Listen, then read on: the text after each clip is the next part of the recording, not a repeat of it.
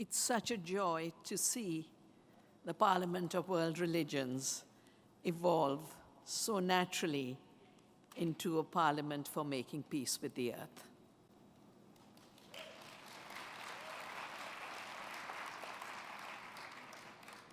And I think it was Reverend Rachel who cited Gus Speth saying the scientists don't have the power.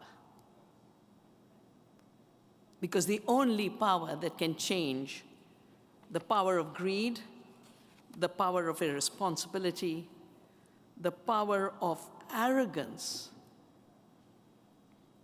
is the deep love and the deep spiritual power we derive from creation and from the earth.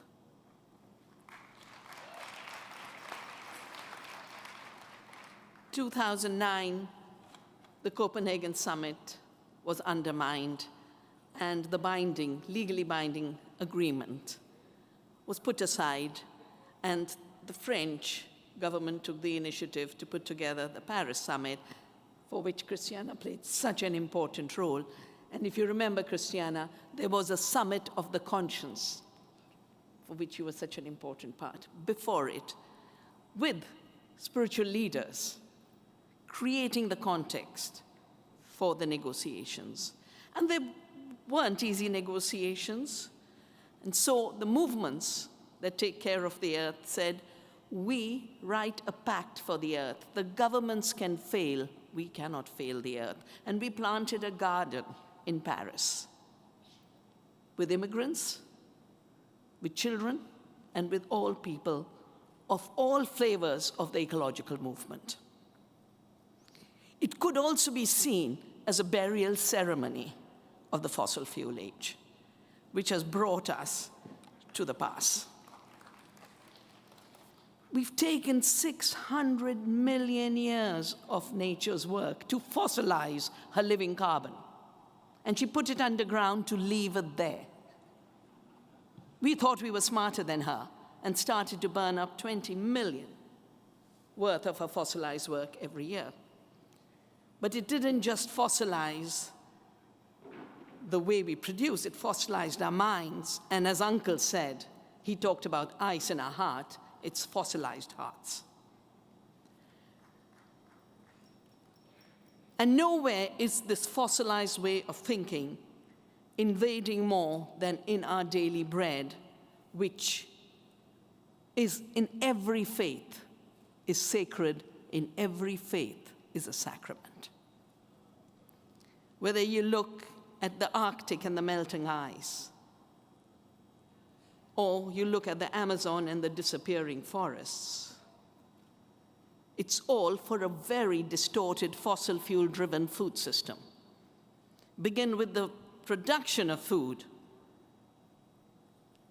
Fossil fuels are burnt at 400 degrees temperature to fix the nitrogen from the air, to give us nitrogen fertilizers.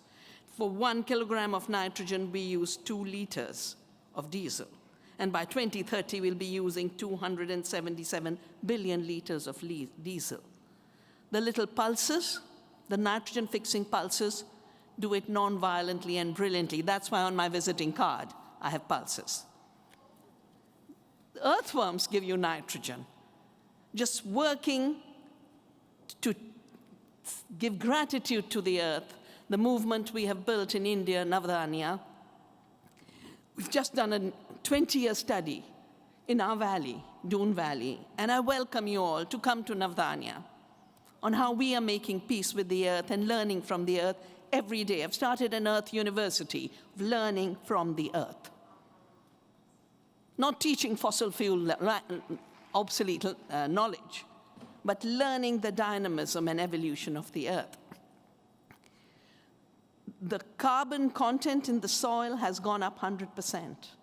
The nitrogen content has gone up 100%. This is the living carbon cycle that will heal the broken cycles of carbon and nitrogen, which are the 2 violated planetary boundaries, along with the species disappearance. And they're all interconnected. We find 2.2 tons per hectare of carbon now in the soil, where we are pulling it out from the air where it doesn't belong and putting it in the earth who's wanting to get it back. This act of giving back is gratitude. This is the cyclical economy. This is the way to repair the broken cycles. 2.2 tons in our forests, in our pastures, on our farms would meet the gap of the Paris Agreement, the 10 gigatons. And it would give us better food. It would stop the refugee crisis. It would address the water crisis that Reverend Rachel addressed with 0.5% of organic matter given in gratitude to the soil. We have 80,000 liters per hectare of water in the soil, which feeds the springs, recharges the wells, and recharges our rivers. The fossilized illusion is driving us to the brink. But climate change is a symptom of the desacralization of our relationship with the earth. It is a desacralization of our bread. And the technological hubris and reckless violation of planetary limits and blindness to both the fragility of Mother Earth and her potential to create abundance and provide the last being and the last child with abundant food and water and fresh air. That is the blindness we have to overcome. Every faith I know has ceremonies of the sacred bread. We call it prasad in my language. Beginning with our daily bread, for which we don't have to wait for stubborn and blind leaders to make the shift. We can make the shift in our daily lives. Every faith can make the shift in their daily celebrations.